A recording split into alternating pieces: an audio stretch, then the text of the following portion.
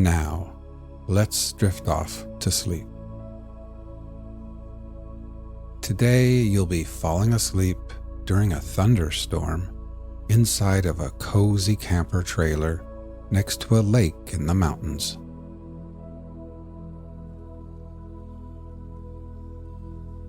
Imagine you are feeling exhausted, hot, and sweaty as you return to your camper.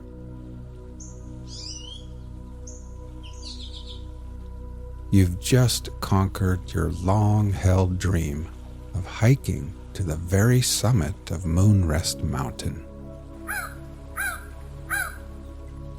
You've changed into your swimsuit and are now standing at the edge of the dock on weary, trembling legs, ready to celebrate your incredible achievement with a refreshing dive into the cool, crystal-clear waters of Silver Lake.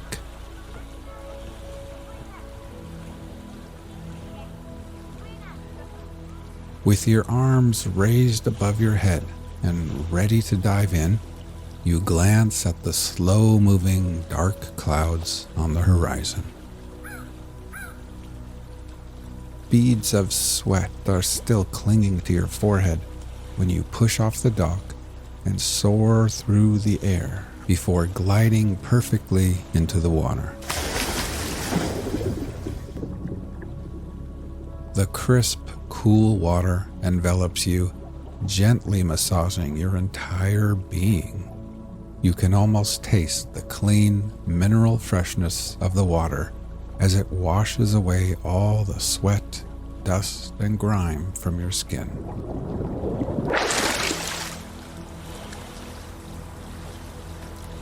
While breathing in deeply, you are met with the glorious sense of renewal. You feel utterly refreshed and rejuvenated.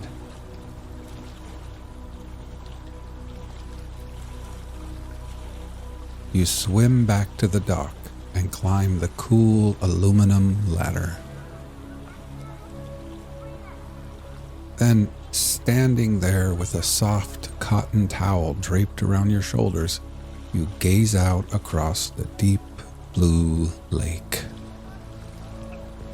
Here and there, motorboats, canoes, sailboats, and jet skis are now headed towards the shores. Everyone knows rain is coming.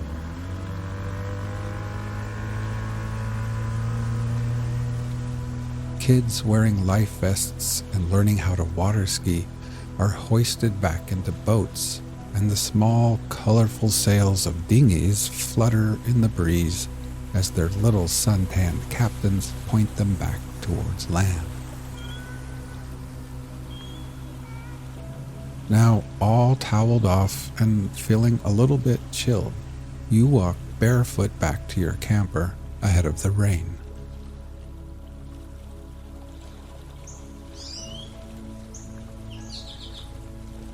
At the little picnic table, you collect your book, coffee mug, and sunglasses.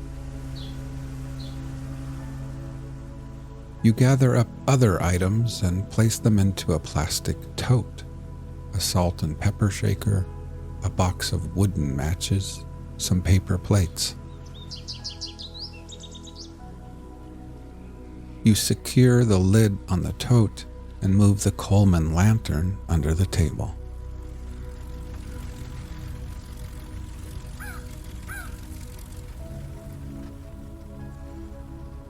At the fire pit, you fold up your camping chair and tuck it below the protective cover of a tall ponderosa pine.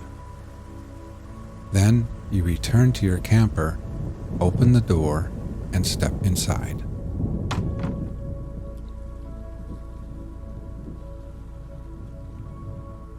In the little kitchenette, you set water to boil for tea. And then you change into your favorite, coziest leisure wear.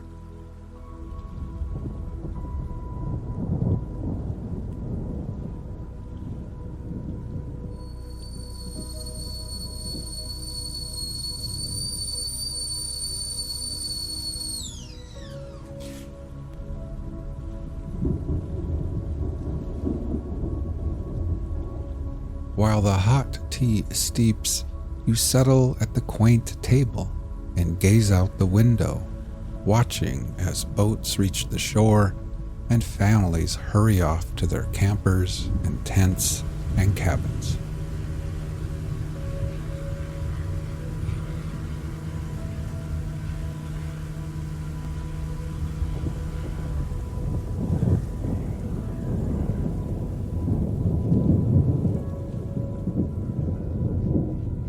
Now, with a warm cup of tea in hand and nestled in your soft, comfy clothes, you feel your body slowly warming again. You bring the mug to your lips. The fragrant steam curls around your face as you take a tiny sip. The tea is smooth, rich, and the perfect temperature.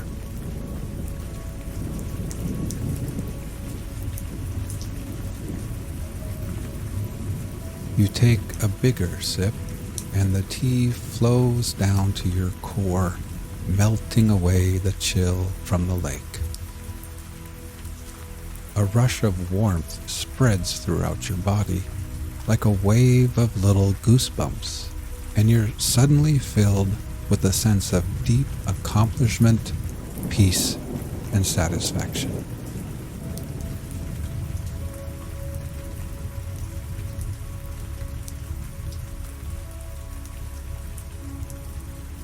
Now, as you sit here at Silver Lake, let's prepare for sleep. First, close your eyes and simply become aware of your breathing, feeling your chest gently rise and fall again.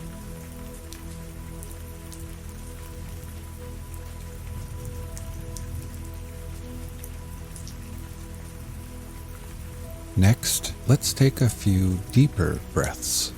We will slowly fill our lungs with the cool, sweet scent of pine trees and that fresh mountain air.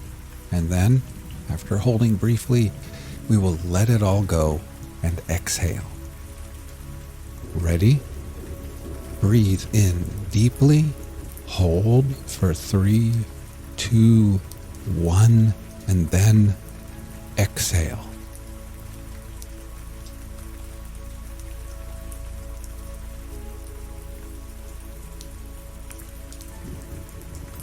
One more time. Breathe in deeply, hold for 3, 2, 1, and exhale. And try thinking to yourself, as I am here at Silver Lake, I can feel gravity pulling me back towards Earth. With every exhale, I can feel the slow rotation of Earth and the Earth's steady movement around the sun. I can feel my tired feet, my ankles, my fatigued calves, my knees, and my legs becoming heavier and heavier and more relaxed.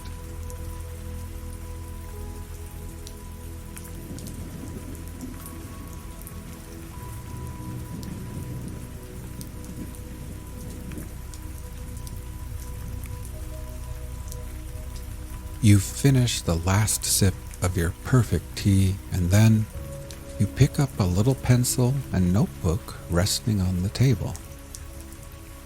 With them in hand, you make your way to the sleeping nook at the other end of the camper, where you collapse heavily into the soft, wide bed.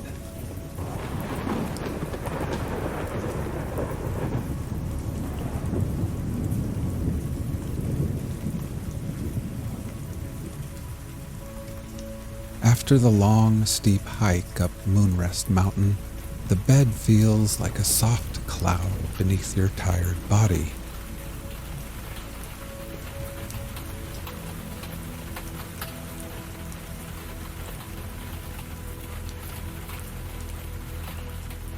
The little windows by the bed are cracked open, and your nostrils catch the pleasant scent of fresh rain on pine needles and moss.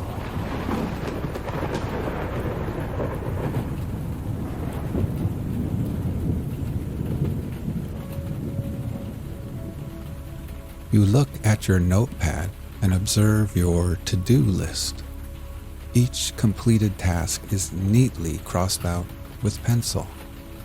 At the bottom of the page is one final entry on this list. A smile creeps across your face as you take the pencil and begin scribbling over that last item: climb Moonrest Mountain.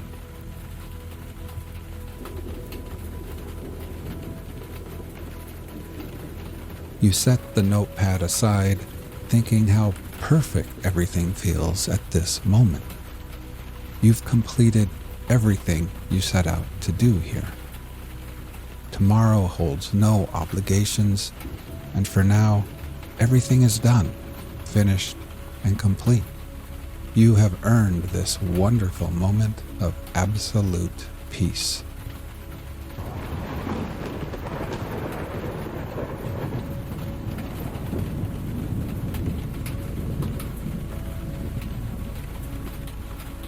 Your body sinks deeper into the soft bed.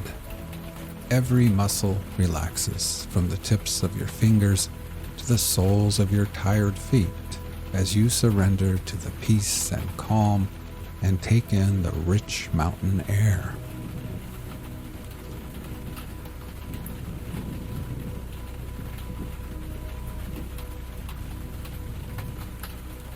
Let's take a few more deep breaths before drifting off to sleep. Ready? Breathe in deeply, hold for 3, 2, 1, and then exhale.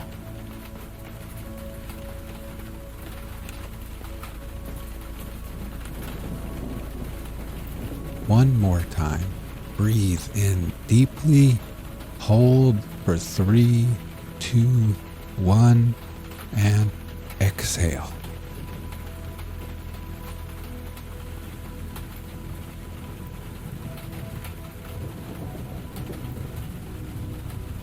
Try thinking to yourself, as I lay here at Silver Lake, I can feel gravity pulling me back towards Earth. With every exhale, I experience my body feeling heavier and heavier and more relaxed. I can feel my tired arms, my hands, my torso, shoulders, neck, and head becoming heavier and more relaxed. My whole body feels at peace as gravity's pull tugs me gently and tucks me safely into this ever so soft bed.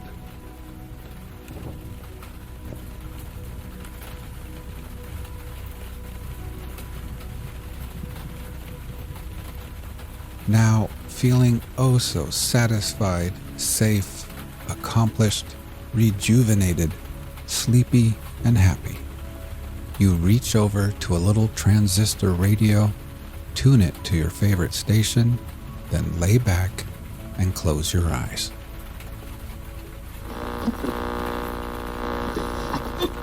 Tonight's reading from the Journal of the First Voyage of Columbus begins with Monday, the 12th of November, and continues through Monday, the 3rd of December, 1492. We depart the Rio de Maris before dawn for the oft-mentioned Babeque, naming the Rio del Sol along Cuba's coast and keeping to sea to save time. Threading high islets, we enter a deep haven, later called Puerto del Príncipe, and set across. Contrary winds then carry us along the Mar de Nuestra Señora past snug coves, 9 good ports, broad rivers, and Cabo de Campana.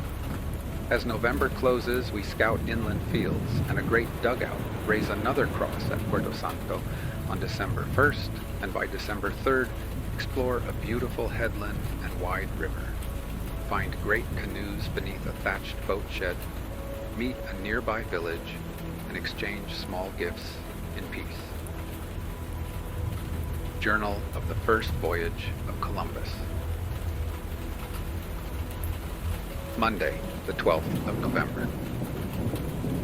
The Admiral left the port and river of Mares before dawn to visit the island called Babec, so much talked of by the Indians on board, where, according to their signs, the people gather the gold on the beach at night with candles and afterwards beat it into bars with hammers.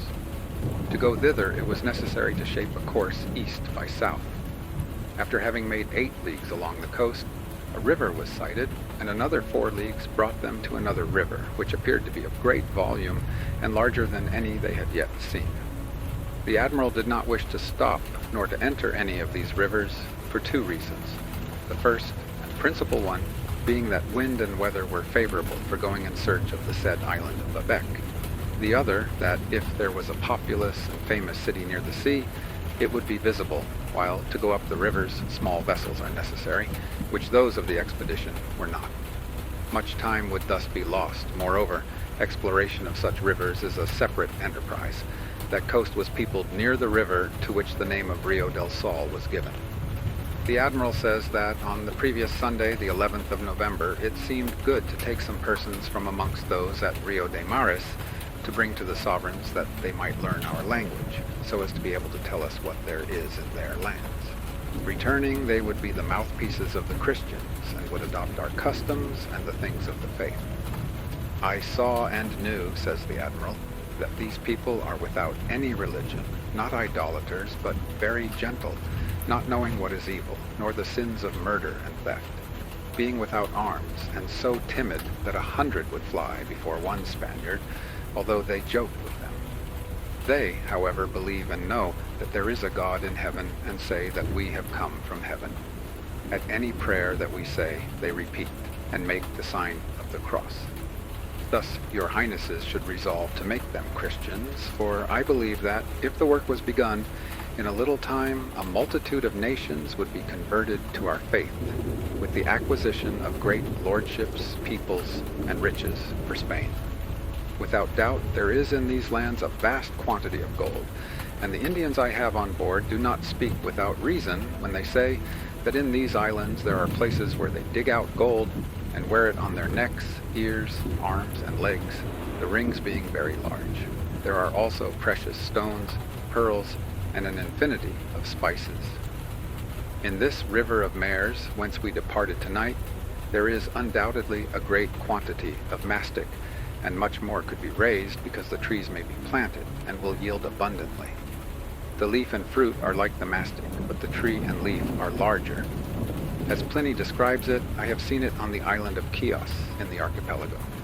I ordered many of these trees to be tapped to see if any of them would yield resin, but as it rained all the time I was in that river, I could not get any except a very little, which I am bringing to your highnesses. It may not be the right season for tapping, which is, I believe, when the trees come forth after winter and begin to flower. But when I was there, the fruit was nearly ripe. Here also there is a great quantity of cotton, and I believe it would have a good sale here without sending it to Spain, but to the great cities of the Grand Khan, which will be discovered without doubt, and many others ruled over by other lords who will be pleased to serve our highnesses, and whither will be brought other commodities of Spain and of the eastern lands, but these are to the west as regards us. There is also here a great yield of aloes, though this is not a commodity that will yield great profit. The mastic, however, is important, for it is only obtained from the said island of Chios, and I believe the harvest is worth 50,000 ducats, if I remember right. There is here, in the mouth of the river, the best port I have seen up to this time, wide, deep, and clear of rocks. It is an excellent site for a town and fort, for any ship could come close up to the walls. The land is high, with a temperate climate and very good water. Yesterday a canoe came alongside the ship, with 6 youths in it. 5 came on board, and I ordered them to be detained. They are now here. I afterwards sent to a house on the western side of the river, and seized 7 women, old and young, and 3 children. I did this because the men would behave better in Spain if they had women of their own land than without them. For on many occasions the men of Guinea have been brought to learn the language in Portugal, and afterwards when they returned, and it was expected that they would be useful in their land, owing to the good company they had enjoyed and the gifts they had received, they never appeared after arrival. Others may not act thus, but having women, they have the wish to perform what they are required to do. Besides, the women would teach our people their language, which is the same in all these islands, so that those who make voyages in their canoes are understood everywhere. On the other hand, there are 1,000 different languages in Guinea, and one native does not understand another. The same night, the husband of one of the women came alongside in a canoe, who was father of the 3 children, 1 boy and 2 girls. He asked me to let him come with them and besought me much. They are now all consoled at being with one who is a relation of them all. He is a man of about 45 years of age. All these are the words of the admiral. He also says that he had felt some cold, and that it would not be wise to continue discoveries in a northerly direction in the winter. On this Monday, until sunset, he steered a course east by south, making 18 leagues and reaching a cape, to which he gave the name of Cabo de Cuba. Tuesday, the 13th of November. This night, the ships were on a bowline, as the sailors say, beating to windward without making any progress. At sunset, they began to see an opening in the mountains where 2 very high peaks were visible. It appeared that here was the division between the land of Cuba and that of Bohio, and this was affirmed by signs by the Indians who were on board. As soon as the day had dawned, the admiral made sail toward the land, passing a point which appeared at night to be distant 2 leagues. He then entered a large gulf, 5 leagues to the south-southeast, and there remained 5 more, to arrive at the point where, between 2 great mountains, there appeared to be an opening, but it could not be made out whether it was an inlet of the sea. As he desired to go to the island called Babec, where according to the information he had received, there was much gold, and as it bore east, and as no large town was in sight, the wind freshening more than ever, he resolved to put out to sea and work to the east with a northerly wind. The ship made 8 miles an hour, and from 10 in the forenoon, when that course was taken, until sunset, 56 miles, which is 14 leagues to the eastward from the Cabo de Cuba. The other land of Bohio was left to leeward, commencing from the cape of the said gulf. He discovered, according to his reckoning, 80 miles equal to 20 leagues, all that coast running east-southeast and west-northwest. Wednesday, 14th of November. All last night, the admiral was beating to windward. He said that it would be unreasonable to navigate among those islands during the night until they had been explored, for the Indians said yesterday that it would take 3 days to go from Rio de Mares to the island of Babeque, by which should be understood days' journeys in their canoes, equal to about 7 leagues. The wind fell, and, the course being east, she could not lay her course nearer than southeast, and owing to other mischances, he was detained until the morning. At sunrise, he determined to go in search of a port, because the wind had shifted from north to northeast, and if a port could not be found, it would be necessary to go back to the ports in the island of Cuba, whence they came. The admiral approached the shore, having gone over 28 miles east-southeast that night. He steered south, miles to the land, where he saw many islets and openings. As the wind was high and the sea rough, he did not dare to risk an attempt to enter, but ran along the coast west-northwest, looking out for a port, and saw many, but none very clear, of rocks. After having proceeded for 64 miles, he found a very deep opening, a quarter of a mile wide, with a good port and river. He ran in with her head south-southwest, afterwards south to southeast. The port was spacious and very deep, and he saw so many islands that he could not count them all, with very high land covered with trees of many kinds, and an infinite number of palms.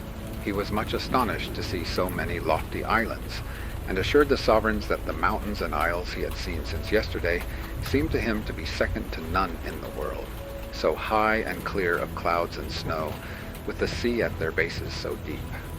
He believes that these islands are those innumerable ones that are depicted on the maps of the world in the Far East. He believed that they yielded very great riches in precious stones and spices, and that they extend much further to the south, widening out in all directions. he gave the name of La Mar de Nuestra Señora, and to the haven, which is near the mouth of the entrance to these islands, Puerto del Príncipe. He did not enter it, but examined it from outside until another time, on Saturday of the next week, as will there appear.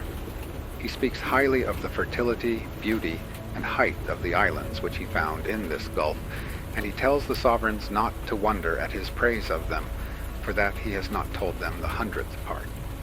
Some of them seem to reach to heaven, running up into peaks like diamonds. Others, rising to a great height, have a flat top like a table. At their bases, the sea is of a great depth, with enough water for a very large carrack. All are covered with foliage and without rocks. Thursday, 15th of November. The admiral went to examine these islands in the ship's boats, and speaks marvels of them, how he found mastic and aloes without end. Some of them were cultivated with the roots of which the Indians make bread, and he found that fires had been lighted in several places. He saw no fresh water. There were some natives, but they fled. In all parts of the sea where the vessels were navigated, he found a depth of 15 or 16 fathoms, and all basa, by which he means that the ground is sand and not rocks, a thing much desired by sailors, for the rocks cut their anchor cables. Friday, 16th of November. As in all parts, whether islands or mainlands that he visited, the admiral always left a cross. So, on this occasion, he went in a boat to the entrance of these havens, and found 2 very large trees on a point of land, one longer than the other. One being placed over the other made a cross, and he said that a carpenter could not have made it better. He ordered a very large and high cross to be made out of these timbers. He found canes on the beach and did not know where they had grown, but thought they must have been brought down by some river and washed up on the beach, in which opinion he had reason. He went to a creek on the southeast side of the entrance to the port. Here, under a height of rock and stone like a cape, there was depth enough for the largest carrack in the world close inshore, and there was a corner where 6 ships might lie without anchors as in a room. It seemed to the admiral that a fortress might be built here at small cost, if at any time any famous trade should arise in that sea of islands. Returning to the ship, he found that the Indians who were on board had fished up very large shells found in those seas. He made the people examine them to see if there was mother of pearl, which is in the shells where pearls grow. They found a great deal, but no pearls, and their absence was attributed to its not being the season, which is May and June. The sailors found an animal which seemed to be a tasso, or taxo. They also fished with nets, and, among many others, caught a fish which was exactly like a pig, not like a tunny, but all covered with a very hard shell, without a soft place except the tail and the eyes, and a hole underneath to discharge its superfluities. It was ordered to be salted, to bring home for the sovereigns to see. Saturday, 17th of November. The admiral got into the boat and went to visit the islands he had not yet seen to the southwest. He saw many more very fertile and pleasant islands, with a great depth between them. Some of them had springs of fresh water, and he believed that the water of those streams came from some sources at the summits of the mountains. He went on and found a beach bordering on very sweet water, which was very cold. There was a beautiful meadow, and many very tall palms. They found a large nut of the kind belonging to India, great rats, and enormous crabs. He saw many birds, and there was a strong smell of musk, which made him think it must be there. This day, the 2 eldest of the 6 youths brought from the Rio de Mares, who were on board the Caravel Niña, made their escape. Sunday, the 18th of November. The admiral again went away with the boats, accompanied by many of the sailors, to set up the cross which he had ordered to be made out of the 2 large trees at the entrance to the Puerto del Príncipe, on a fair site cleared of trees, whence there was an extensive and very beautiful view. He says that there is a greater rise and fall of the sea there than in any other port he has seen, and that this is no marvel, considering the numerous islands. The tide is the reverse of ours, because here, when the moon is south-southwest, it is low water in the port. He did not get underway because it was Sunday. Monday, 19th of November. The Admiral got underway before sunrise in a calm. In the afternoon there was some wind from the east, and he shaped a north-northeast course. At sunset, the Puerto del Príncipe bore south-southwest 7 leagues. He saw the island of Babec bearing due east about 60 miles. He steered northeast all that night, making 60 miles, and up to 10 o'clock of Tuesday, another dozen, altogether 18 leagues northeast by west.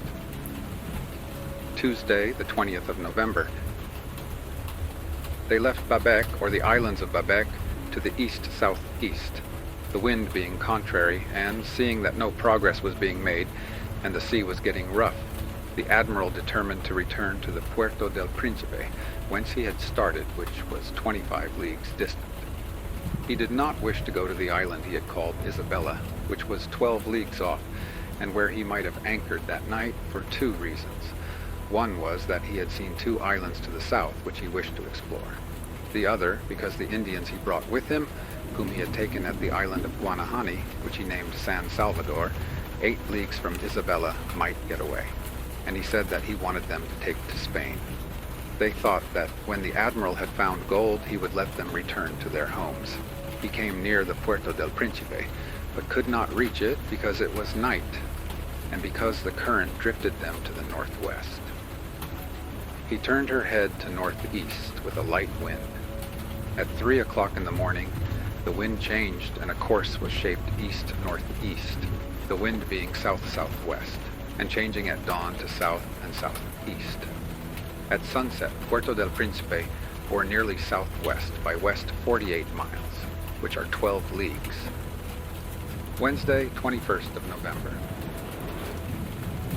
At sunrise, the Admiral steered east with a southerly wind, but made little progress owing to a contrary sea. At vespers, he had gone 24 miles. Afterwards, the wind changed to east, and he steered south by east, at sunset having gone 12 miles. Here he found himself 42 degrees north of the equinoctial line, as in the port of Mary's, but he says that he kept the result from the quadrant in suspense until he reached the shore, that it might be adjusted, as it would seem that he thought this distance was too great, and he had reason, it not being possible, as these islands are only in degrees. To believe the quadrant was right, he was led by seeing the North Star as high as in Castile. Reinforcing this was the great heat which he says he found there. From this heat, which the Admiral says he endured there, he argued that in these Indies, and where he was going, there must be much gold. This day, Martin Alonso Pinzon parted company with the Caravel Pinta in disobedience to and against the wish of the Admiral, and out of avarice, thinking that an Indian who had been put on board his caravel could show him where there was much gold. So he parted company, not owing to bad weather, but because he chose. Here the Admiral says, "He had done and said many other things to me." Thursday, 22nd of November. On Wednesday night, the Admiral steered south-southeast, with the wind east, but it was nearly calm. At 3, it began to blow from north-northeast, and he continued to steer south to see the land he had seen in that quarter. When the sun rose, he was as far off as the day before, owing to adverse currents, the land being 40 miles off. This night, Martin Alonso shaped a course to the east, to go to the island of Babec, where the Indians say there is much gold. He did this in sight of the Admiral, from whom he was distant 16 miles. The Admiral stood towards the land all night. He shortened sail and showed a lantern, because Pinzon would thus have an opportunity of joining him, the night being very clear and the wind fair to come, if he had wished to do so. Friday, the 23rd of November. The Admiral stood towards the land all day, always steering south with little wind, but the current would never let them reach it, being as far off at sunset as in the morning. The wind was east-northeast, and they could shape a southerly course, but there was little of it. Beyond this cape there stretched out another land, or cape, also trending east, which the Indians on board called Bojio. They said that it was very large, and that there were people in it who had one eye in their foreheads, and others who were cannibals, and of whom they were much afraid. When they saw that this course was taken, they said that they could not talk to these people, because they would be eaten and that they were very well armed. The admiral says that he well believes that there were such people, and that if they are armed, they must have some ability. He thought that they may have captured some of the Indians, and because they did not return to their homes, the others believed that they had been eaten. They thought the same of the Christians and of the admiral when some of them first saw the strangers. Saturday, the 24th of November. They navigated all night, and at 3 they reached the level island at the very same point they had come to the week before when they started for the island of Quebec. At first, the admiral did not dare to approach the shore because it seemed that there would be a great surf in that mountain-girded bay. Finally, he reached the Sea of Nuestra Senora, where there are many islands, and entered a port near the mouth of the opening to the islands. He says that if he had known of this port before, he need not have occupied himself in exploring the islands, and it would not have been necessary to go back. He, however, considered that the time was well spent in examining the islands. On nearing the land, he sent in the boat to sound, finding a good sandy bottom in 6 to 20 fathoms. He entered the haven, pointing the ship's head southwest and then west, the flat island bearing north. This, with another island near it, forms a harbor which would hold all the ships of Spain safe from all winds. This entrance on the southwest side is passed by steering south-southwest, the outlet being to the west very deep and wide. Thus a vessel can pass amidst these islands, and he who approaches from the north with a knowledge of them can pass along the coast. These islands are at the foot of a great mountain chain running east and west, which is longer and higher than any others on this coast, where there are many. A reef of rocks outside runs parallel with the said mountains, like a bench extending to the entrance. On the side of the flat island, and also to the southeast, there is another small reef, but between them there is great width and depth. Within the port, near the southeast side of the entrance, they saw a large and very fine river, with more volume than any they had yet met with, and fresh water could be taken from it as far as the sea. At the entrance there is a bar, but within it is very deep, 19 fathoms. The banks are lined with palms and many other trees. Sunday, the 25th of November. Before sunrise, the admiral got into the boat and went to see a cape or point of land to the southeast of the flat island, about 1.5 leagues distant, because there appeared to be a good river there. Presently, near to the southeast side of the cape, at a distance of 2 crossbow shots, he saw a large stream of beautiful water falling from the mountains above, with a loud noise. He went to it and saw some stones shining in its bed like gold. He remembered that in the river Tagus, near its junction with the sea, there was gold. So it seemed to him that this should contain gold, and he ordered some of these stones to be collected, to be brought to the sovereigns. Just then the sailor boys called out that they had found large pines. The admiral looked up the hill and saw that they were so wonderfully large that he could not exaggerate their height and straightness, like stout yet fine spindles. He perceived that here there was material for great store of planks and masts for the largest ships in Spain. He saw oaks and arbutus trees with a good river, and the means of making water power. The climate was temperate, owing to the height of the mountains. On the beach he saw many other stones of the color of iron, and others that some said were like silver ore, all brought down by the river. Here he obtained a new mast and yard for the mizzen of the Caravel Niña. He came to the mouth of the river and entered a creek which was deep and wide at the foot of that southeast part of the cape, which would accommodate 100 ships without any anchor or hawsers. Eyes never beheld a better harbor. The mountains are very high, whence descend many limpid streams, and all the hills are covered with pines, and an infinity of diverse and beautiful trees. 2 or 3 other rivers were not visited. The admiral described all this in much detail to the sovereigns, and declared that he had derived unspeakable joy and pleasure at seeing it, more especially the pines, because they enable as many ships as is desired to be built here, bringing out the rigging, but finding here abundant supplies of wood and provisions.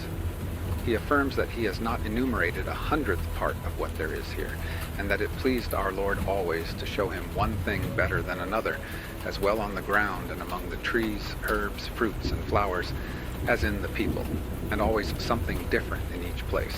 It had been the same as regards the havens and the waters. Finally, he says that if it caused him who saw it so much wonder, how much more will it affect those who hear about it? Yet no one can believe until he sees it. Monday, the 26th of November. At sunrise, the admiral weighed the anchors in the haven of Santa Catalina, where he was behind the flat island, and steered along the coast in the direction of Cabo del Pico, which was southeast. He reached the cape late because the wind failed, and then saw another cape, southeast by east 60 miles, which, when 20 miles off, was named Cabo de Campana, but it could not be reached that day. They made good 32 miles during the day, which is 8 leagues. During this time, the admiral noted 9 remarkable ports, which all the sailors thought wonderfully good, and 5 large rivers, for they sailed close along the land so as to see everything. All along the coast there are very high and beautiful mountains, not arid or rocky, but all accessible and very lovely. The valleys, like the mountains, were full of tall and fine trees, so that it was a glory to look upon them, and there seemed to be many pines. Also, beyond the said Cabo de Pico to the southeast, there are 2 islets, each about 2 leagues round, and inside them 3 excellent havens and 2 large rivers. Along the whole coast, no inhabited places were visible from the sea. There may have been some, and there were indications of them, for when the men landed, they found signs of people and numerous remains of fires. The admiral conjectured that the land he saw today southeast of the Cabo de Campana was the island called by the Indians Bohio. It looked as if this cape was separated from the mainland. The admiral says that all the people he has hitherto met with have very great fear of those of Canaba or Canama. They affirm that they live in the island of Bohio, which must be very large, according to all accounts. The admiral understood that those of Canaba come to take people from their homes, they being very cowardly and without knowledge of arms. For this use, it appears that these Indians do not settle on the sea coast owing to being near the land of Canaba.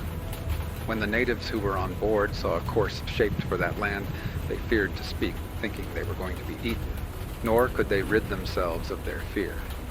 They declared that the Canabas had only 1 eye and dogs' faces. The admiral thought they lied and was inclined to believe that it was people from the dominions of the Grand Khan who took them into captivity. Tuesday, the 27th of November. Yesterday at sunset they arrived near a cape named Campana by the admiral, and as the sky was clear and the wind light, he did not wish to run in close to the land and anchor, although he had 5 or 6 singularly good havens under his lee. The admiral was attracted on the one hand by the longing and delight he felt to gaze upon the beauty and freshness of those lands, and on the other by a desire to complete the work he had undertaken.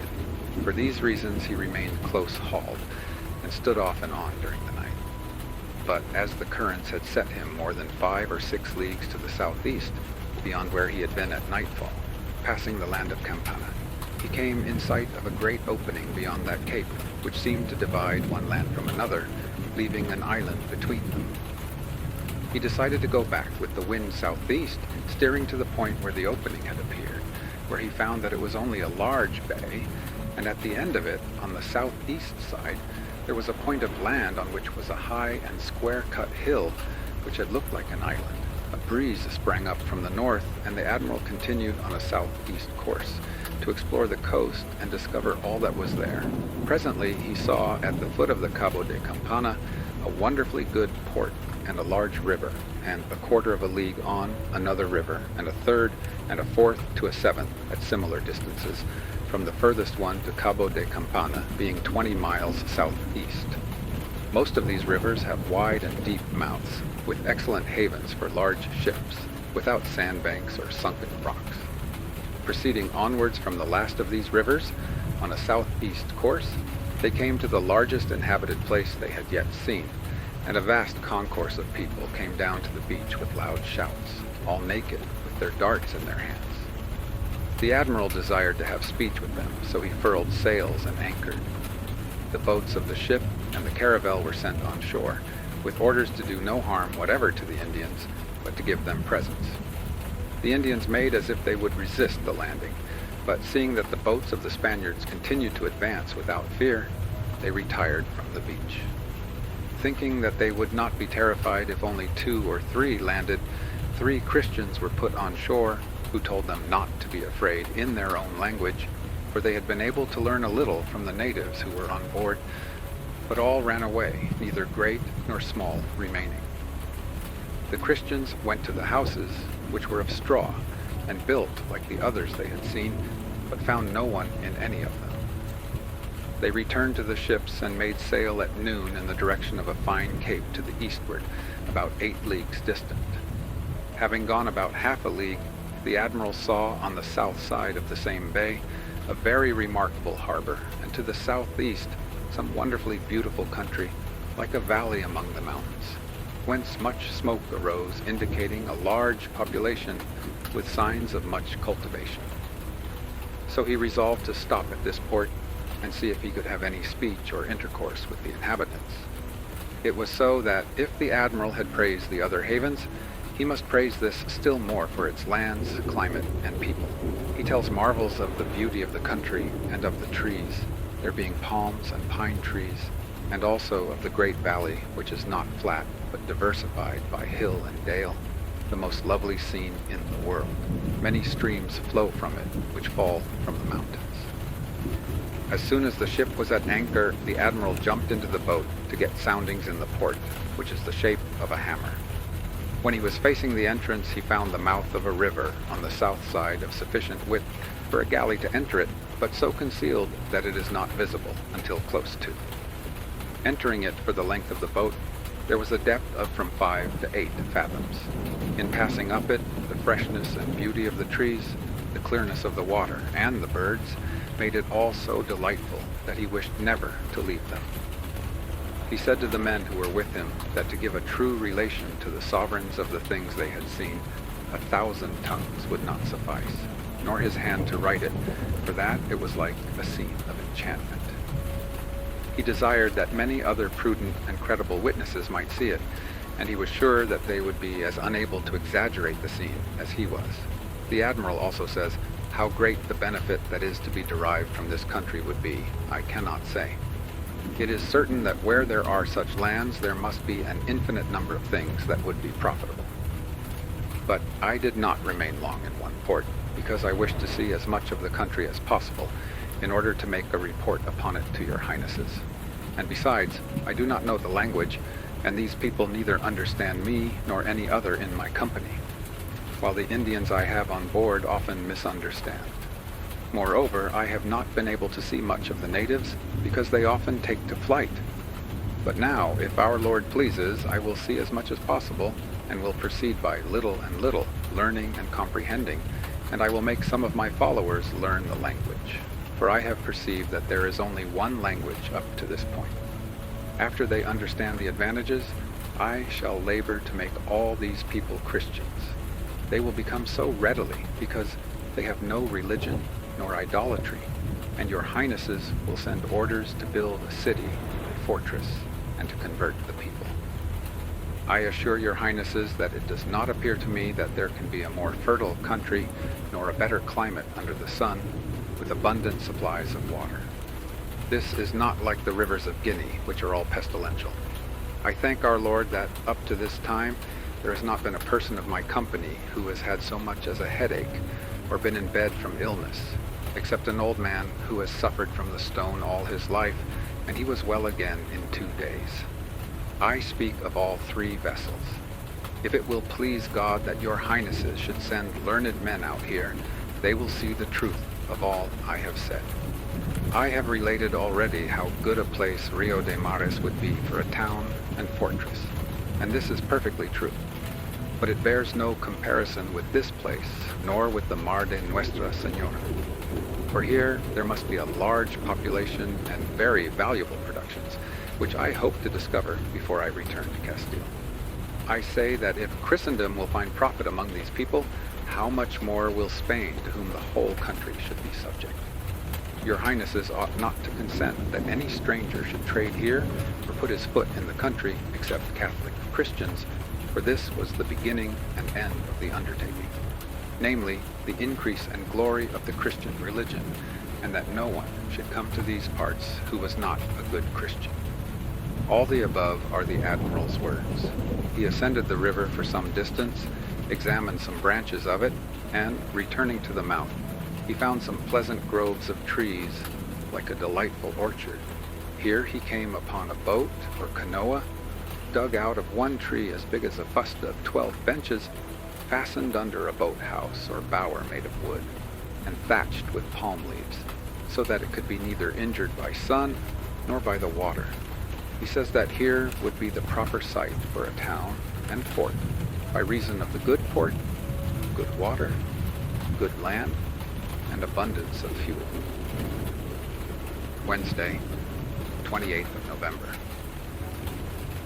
The admiral remained during this day in consequence of the rain and thick weather, though he might have run along the coast, the wind being southwest, but he did not weigh because he was unacquainted with the coast beyond, and did not know what danger there might be for the vessels. The sailors of the two vessels went on shore to wash their clothes, and some of them walked inland for a short distance. They found indications of a large population, but the houses were all empty, everyone having fled. They returned by the banks of another river, larger than that which they knew of at the port. Thursday, 29th of November. The rain and thick weather continuing, the admiral did not get underway. Some of the Christians went to another village to the northwest, but found no one, and nothing in the houses. On the road they met an old man who could not run away, and caught him. They told him they did not wish to do him any harm, gave him a few presents, and let him go.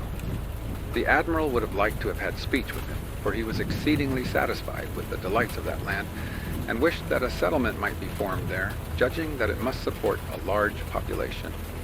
In one house they found a cake of wax, which was taken to the sovereigns, the admiral saying that where there was wax, there were also 1,000 other good things.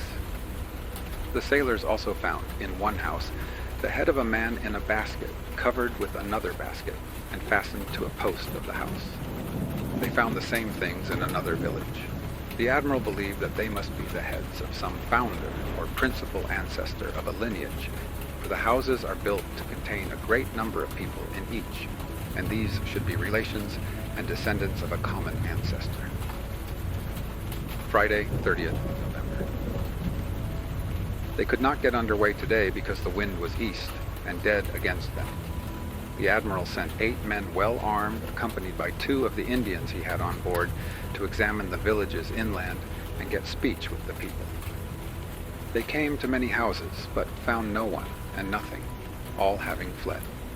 They saw 4 youths who were digging in their fields, but as soon as they saw the Christians, they ran away and could not be overtaken.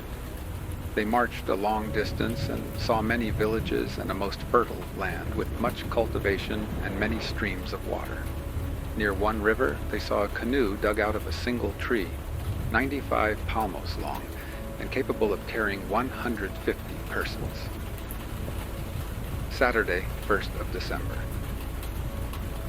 They did not depart because there was still a foul wind with much rain. The admiral set up a cross at the entrance of this port, which he called Puerto Santo, on some bare rocks.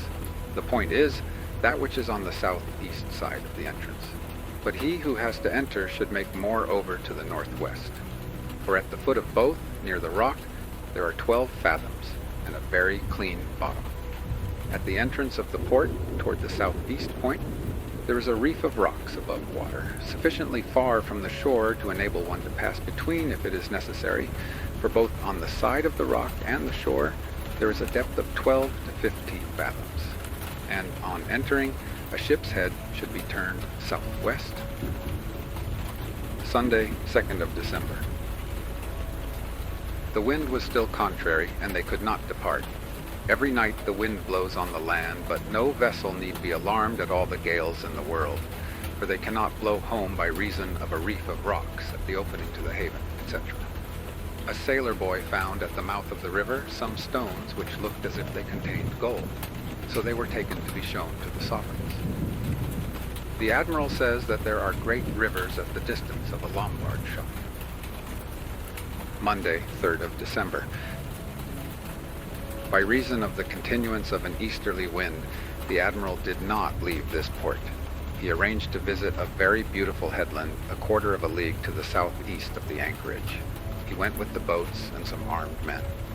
At the foot of the cape there was the mouth of a fair river, and on entering it they found the width to be 100 paces, with a depth of 1 fathom.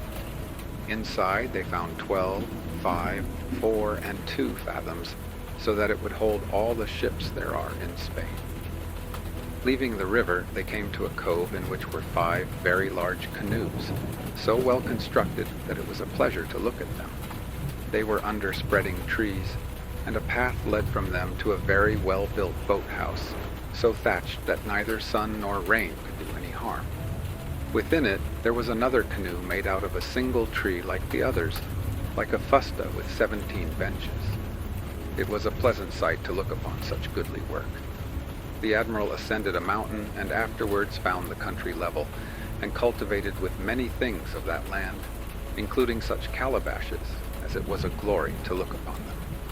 In the middle there was a large village, and they came upon the people suddenly, but as soon as they were seen, men and women took to flight. The Indian from on board, who was with the admiral, cried out to them that they need not be afraid, as the strangers were good people. The admiral made him give them bells, copper ornaments, and glass beads, green and yellow, with which they were well content. He saw that they had no gold nor any other precious thing, and that it would suffice to leave them in peace. The whole district was well peopled, the rest having fled from fear. The admiral assures the sovereigns that 10,000 of these men would run from 10, so cowardly and timid are they. No arms are carried by them except wands, on the point of which a short piece of wood is fixed, hardened by fire, and these they are very ready to exchange. Returning to where he had left the boats, he sent back some men up the hill because he fancied he had seen a large apiary. Before those he had sent could return, they were joined by many Indians, and they went to the boats where the admiral was waiting with all his people. One of the natives advanced into the river near the stern of the boat and made a long speech, which the admiral did not understand. At intervals the other Indians raised their hands to heaven and shouted. The admiral thought he was assuring him that he was pleased at his arrival, but he saw the Indian who came from the ship change the color of his face and turn as yellow as wax, trembling much, and letting the admiral know by signs that he should leave the river, as they were going to kill him. He pointed to a crossbow, which one of the Spaniards had, and showed it to the Indians, and the admiral let it be understood that they would all be slain, because that crossbow carried far and killed people. He also took a sword and drew it out of the sheath, showing it to them, and saying the same, which, when they had heard, they all took to flight, while the Indian from the ship still trembled from cowardice, though he was a tall, strong man. The admiral did not want to leave the river, but pulled towards the place where the natives had assembled in great numbers, all painted, and as naked as when their mothers bore them. Some had tufts of feathers on their heads, and all had their bundles of darts. The admiral says, "I came to them and gave them some mouthfuls of bread, asking for the darts, for which I gave in exchange copper ornaments, bells, and glass beads. This made them peaceable, so that they came to the boats again and gave us what they had. The sailors had killed a turtle, and the shell was in the boat in pieces. The sailor boys gave them some in exchange for a bundle of darts. These are like the other people we have seen, and with the same belief that we came from heaven. They are ready to give whatever thing they have in exchange for any trifle, without saying it is little, and I believe they would do the same with gold and spices if they had any. I saw a fine house, not very large, and with 2 doors, as all the rest have. On entering, I saw a marvelous work, there being rooms made in a peculiar way, that I scarcely know how to describe it. Shells and other things were fastened to the ceiling. I thought it was a temple, and I called them and asked by signs whether prayers were offered up there. They said that they were not, and one of them climbed up and offered me all the things that were there, of which I took some.